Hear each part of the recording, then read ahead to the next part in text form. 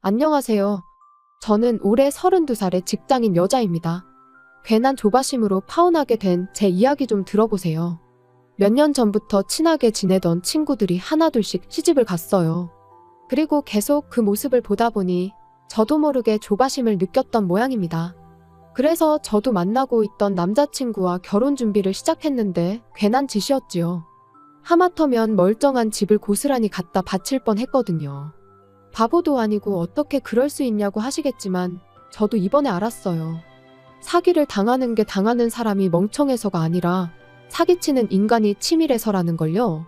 아무튼 이런 인간도 있다는 걸 널리 알리고자 사연을 적어봅니다. 남자친구하고는 같은 업계에서 일을 하며 자연스레 얼굴을 텄어요. 알고 보니 동갑내기여서 금방 친해졌고요. 게다가 당시만 하더라도 남자친구 경력이 저보다 적었거든요. 그런데도 실력이라던가 태도라던가 굉장히 뛰어난 거예요. 그래서 배울 점이 참 많은 친구라고 생각했고 거기에 호감을 느꼈던 것 같아요. 그래서 연애를 시작했습니다. 그런데 일적으로 아무리 뛰어난 사람이라고 해도 사람 됨됨이까지 뛰어난 건 아니었지요. 일단 결혼 이야기는 제가 먼저 꺼냈어요. 앞서 언급했듯이 친구들 하나씩 결혼하는 걸 보면서 조바심을 느꼈던 건 저였으니까요. 그런데 4년을 만나면서 결혼의 기억자도 남자친구는 꺼내지 않았으니 남자친구가 말해주길 기다리고 있다가는 평생 가도 결혼은 못하겠다 싶대요. 그래서 단도직입적으로 제가 물었죠. 나랑 결혼할 생각이 있느냐고요. 그랬더니 남자친구가 그런 생각이 없으면 여지껏 널 왜 만났겠냐며 반문을 하는데 솔직히 당시엔 기쁘면서도 안도감도 느꼈습니다. 아예 생각이 없다고 하면 어떡하나 내심 걱정스러웠으니까요. 그런데 이내 남자친구는 결혼해서 하루빨리 안정적인 가정을 꾸리고 싶긴 하지만 하고 말끝을 흐렸습니다. 그런데 말하던 상대가 말하다 말면 엄청 답답하잖아요. 저도 그랬죠. 그래서 왜 말을 하다 마냐니까 결혼을 하려면 돈이 많이 들지 않냐면서 저더러 너는 얼마나 모아놨냐고 묻대요. 얼마나 모아놨길래 결혼 이야기를 꺼내냐면서요. 참고로 저희 업계 특성상 바닥이 얼마나 좁은지 몰라요. 오죽하면 두세 다리만 건너면 아는 사람을 만날 정도죠. 그리고 그렇다 보니 사람들끼리 대놓고 말은 안 해도 얼마나 버는지 대충 짐작하긴 쉬운 일이었어요. 그러니 저랑 남자친구도 굳이 서로 얼마를 버는지 그런 건 물어본 적이 없고요. 그런데 남자친구가 대놓고 저더러 얼마나 모아놨냐 물으니 순간 좀 당황스러웠지요. 하지만 어쨌든 남자친구보단 제가 더 모아놨을 것 같았거든요. 그래서 이왕 이렇게 된 거 허심탄회하게 속된 말로 다 까놓고 말하는 게 좋겠다 싶었습니다. 그래서 나는 1억 좀 넘게 모아놨지 하니까 남자친구가 자기는 이제 2천 모아놓은 게 달아나요? 그 중에서도 1,000은 지금 살고 있는 원룸 보증금으로 묶여있다고요. 그리고 그 얘기를 들었을 때 실망하지 않았다면 그건 거짓말일 거예요. 그래도 직장 생활을 몇 년을 했는데 2천이라니. 1년에 1,000만 원씩 모으는 것도 힘들 만큼 벌이가 적은 건 아니었을 게 분명했으니까요. 결혼 이야기를 괜히 꺼냈다 싶었습니다. 그런데 남자친구는 오히려 제 심각한 얼굴을 잘못 이해했는지 자기가 처했던 상황을 구구절절 설명하기 시작했어요. 졸업하자마자 학자금 대출도 갚아야 했고 취직한 이후로는 어려운 집안 형편에 얼마씩 생활비도 보태드려야 했다면서요. 그래도 다행인 건 이후로 부모님 형편이 많이 나아지셔서 재작년부터는 생활비를 보태지 않고 있답니다. 학자금 대출도 다 갚았고요.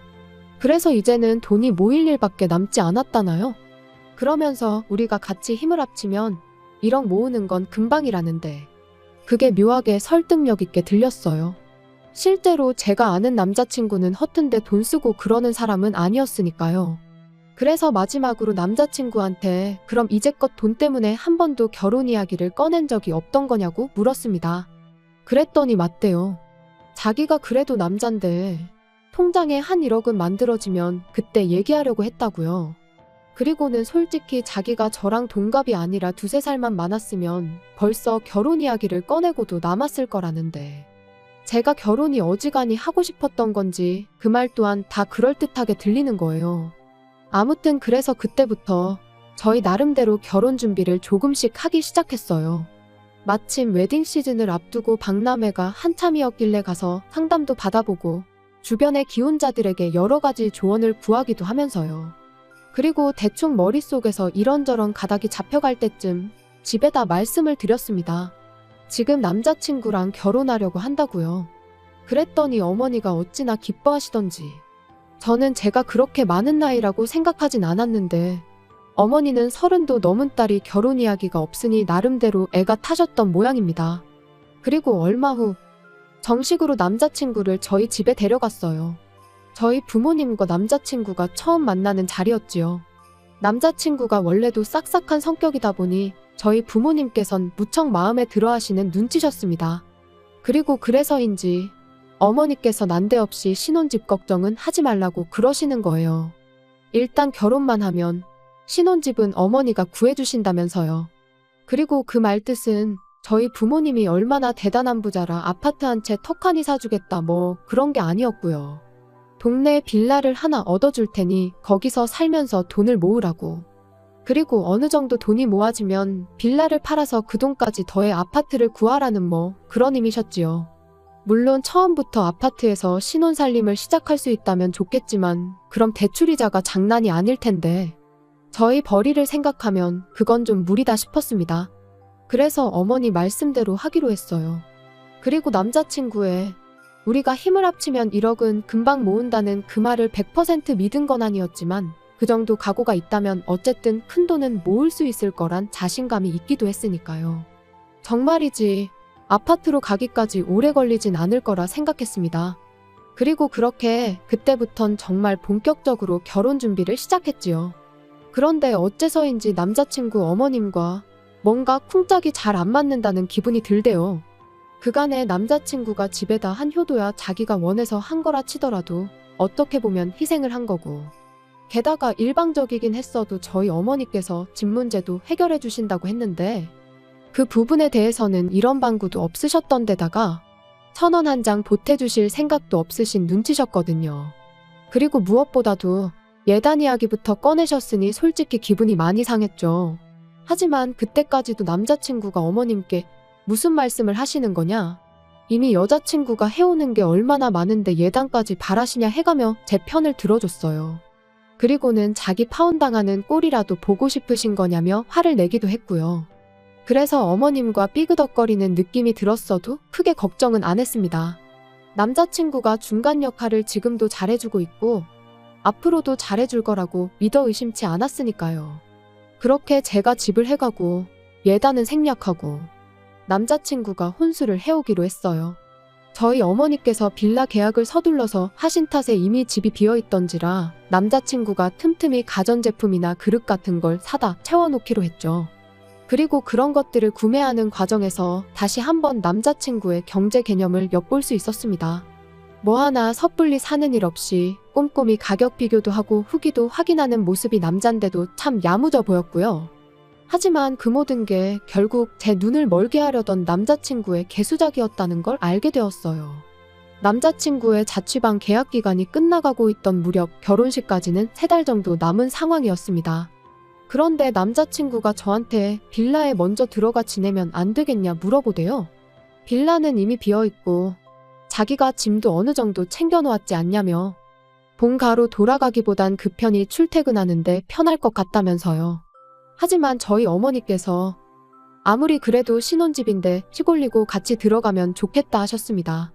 그러니까 남자친구가 꽤나 아쉬워했는데 저도 어머니의 말씀이 맞다고 생각했네요. 남자친구가 먼저 빌라에 들어가면 남자친구 어머님 입장에선 와보고 싶으실 수도 있고 그럴 수도 있잖아요. 그런데 제가 없는데 왔다 가시면 제 기분이 썩 좋을 것 같지 않았거든요. 아무튼 그래서 일단 남자친구의 집은 빼서 본가로 보내기로 얘기가 되었습니다. 그래도 다행히 남자 혼자 살던 집이라 짐이 많지는 않대요. 그래서 1차로 짐 정리가 끝나자마자 남자친구가 먼저 본가로 향했고 저는 혼자 남아 자질구레한 것들을 정리하기 시작했어요. 만약 그때 그 자질구레한 것들을 정리하지 않고 대충 어디다 처박기라도 했으면 전 지금쯤 빼도 박도 못하고 웨딩 마치를 올리고 있었을지도요. 큰 짐이 빠져나가고 빈 방을 보니 제 방도 아닌데 기분이 싱숭생숭했습니다. 하지만 언제까지 감상에 젖어 있을 건 아니었으니 얼른 다시 정리를 시작했어요. 그러다 남자친구의 통장을 발견했는데 잡동사니들 밑에 깔려있는 걸로 봐선 통장 정리를 한참 동안 안 했겠구나 싶었죠.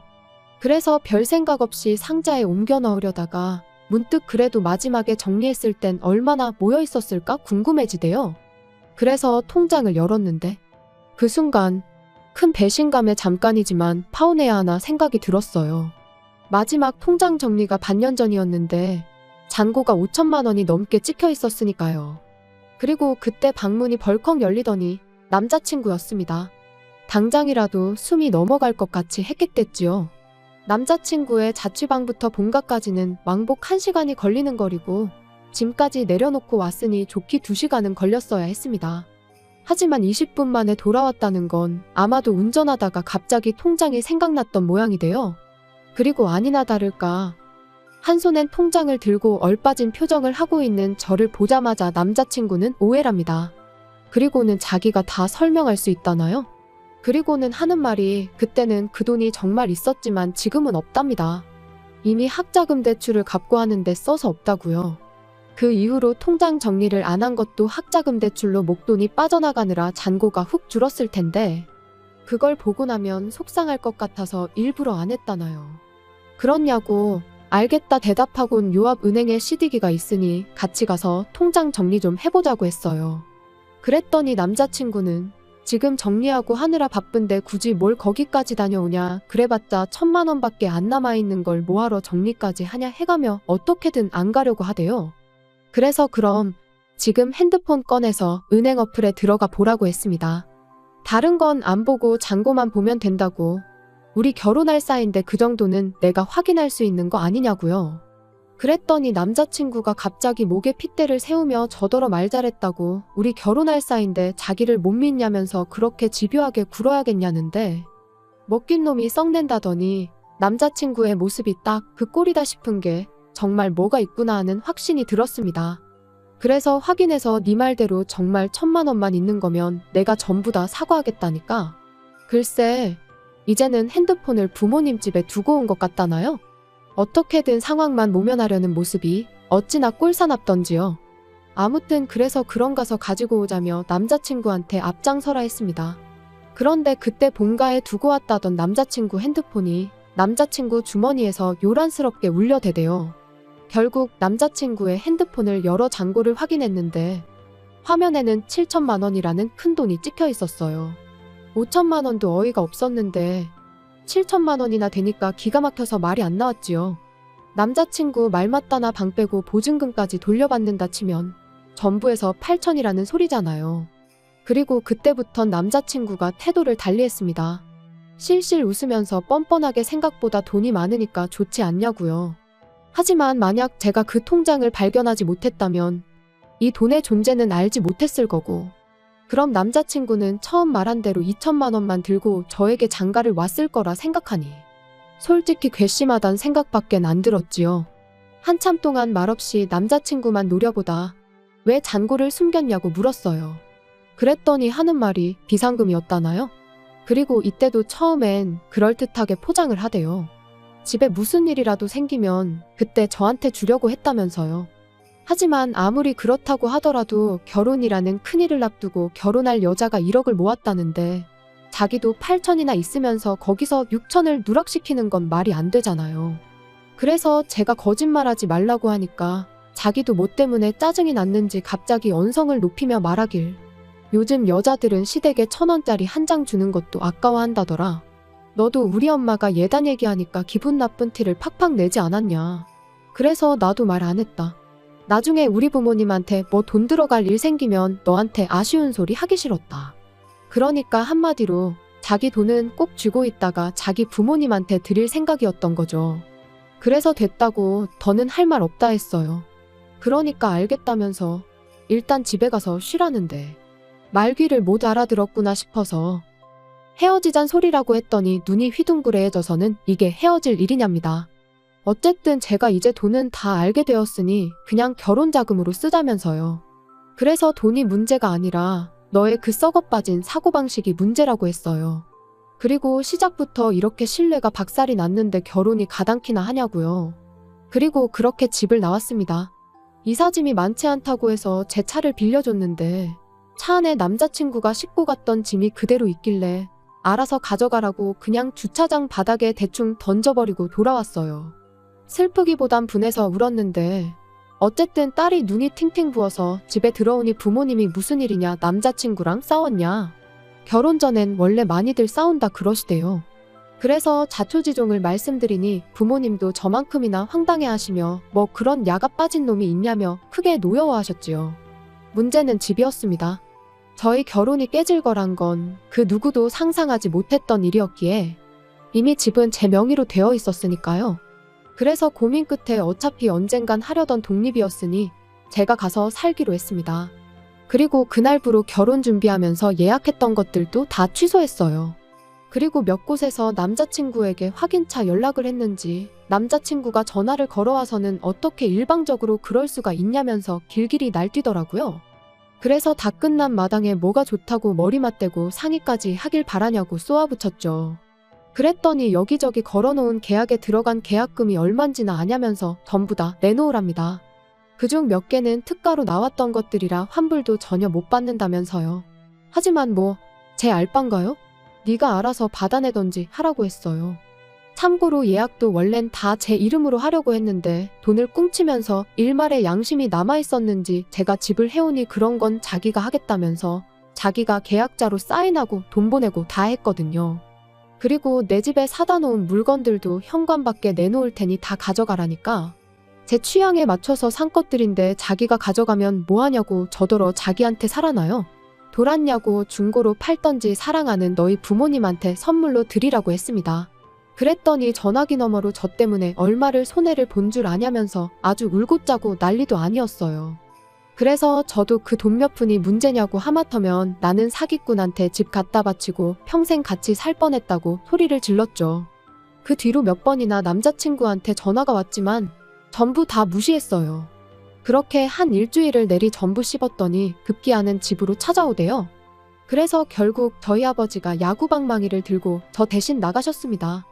그랬더니 남자친구가 쫄았는지 더는 연락하지 않네요. 이쪽 업계가 바닥이 좁다 보니 원하지 않아도 금방 저희가 파혼한 게 소문이 날 겁니다. 그게 조금 걱정이긴 해요. 남자친구가 워낙 사회생활을 잘하니 어떤 프레임을 저한테 씌울지 두려운 거죠. 그래서 제가 먼저 적극적으로 파혼한 걸 이야기하고 다녀야 하나 싶기도 하고. 아무튼 남자친구가 마지막으로 저한테 한 말이 너 때문에 쫄딱 망했다는 소리였는데 남자친구 소식을 다시 듣게 되는 날이 온다면 진짜로 쫄딱 망했다는 소식이었으면 좋겠네요.